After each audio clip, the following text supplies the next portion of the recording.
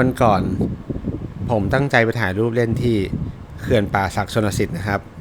ก็หวังว่าจะเจอน้องบัวสวยๆในวันที่อากาศแจ่มใสอย่างที่ใครเขาเจอกันแต่สิ่งที่ผมเจอในวันนั้นนะครับมันก็ทำให้ผมได้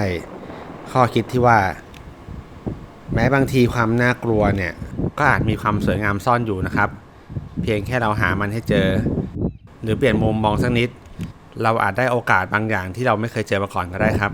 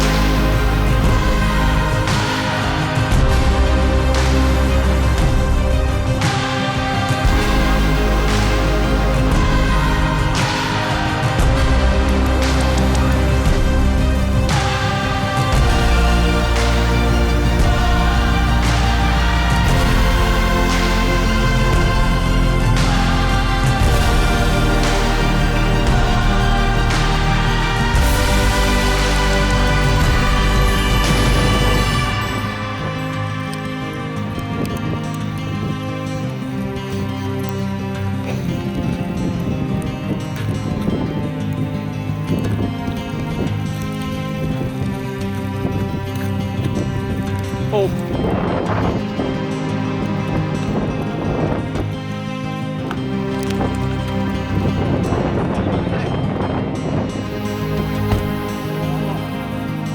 สุดยอดทมิสเตอร์ครับวันนี้